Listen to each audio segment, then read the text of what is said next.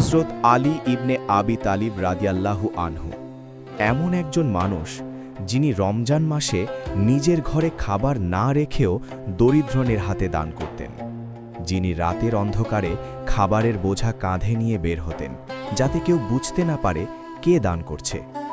এমনকি অনেক মানুষ তার জীবদ্দশায় জানতেই পারেনি তাদের ঘরে যে খাবার পৌঁছত সেটা আলী রাদিয়াল্লাহু এর পক্ষ থেকে।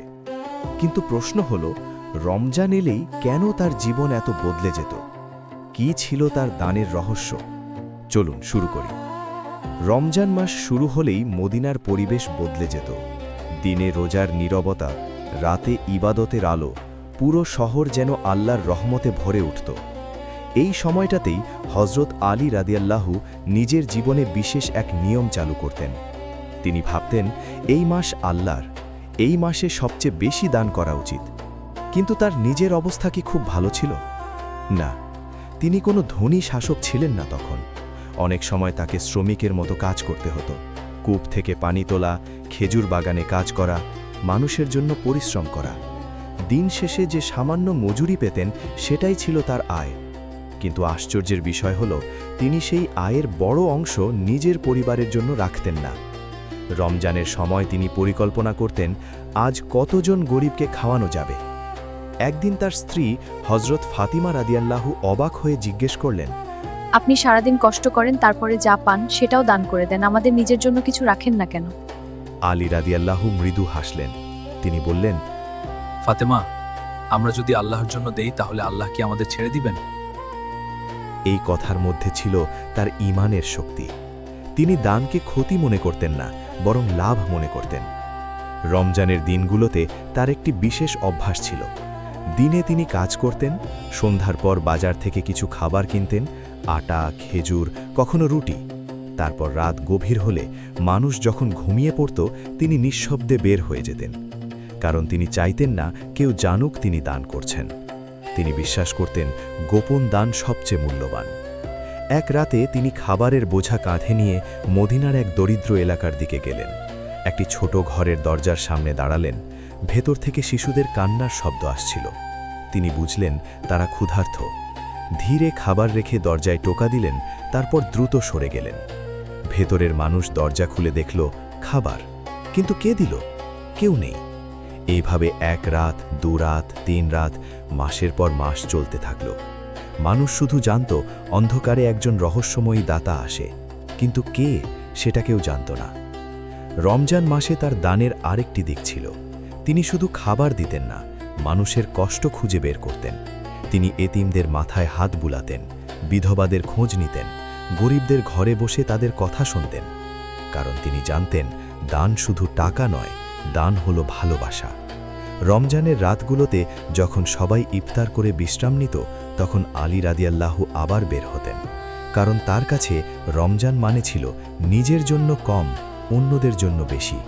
তিনি বলতেন, মানুষের পেট ভরানোর মধ্যে এমন আনন্দ আছে যা দুনিয়ার কোনো সম্পদে নেই। এই ছিল রমজানে তার জীবনের শুরুটা। কিন্তু সামনে এমন ঘটনা আসছে যেখানে তিনি নিজের পরিবারের খাবার পর্যন্ত দিয়ে দেন। রমজানের দিন, সারাদিন রোজা রেখে সন্ধ্যা ঘনিয়ে এসেছে। ঘরের ভেতর হজরত ফাতিমা রাদিয়াল্লাহু আনহা কষ্ট করে কয়েকটি রুটি তৈরি করলেন। বাড়িতে খাবার বলতে এটুকুই ছিল।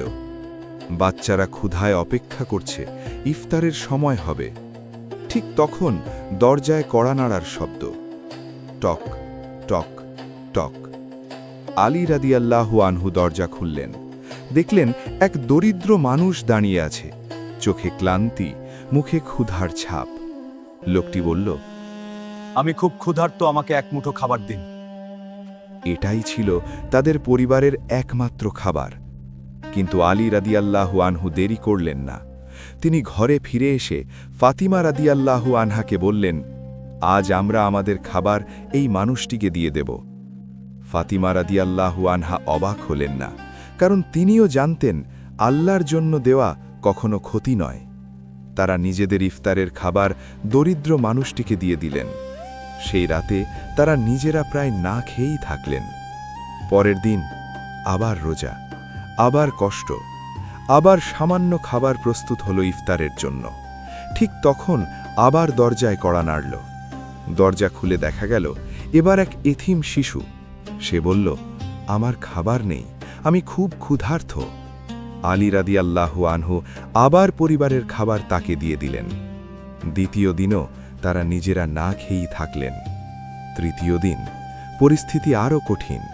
শরীর দুর্বল কিন্তু ঈমান শক্ত। ইফতারের সময় আবার দরজায় কড়া নাড়ল।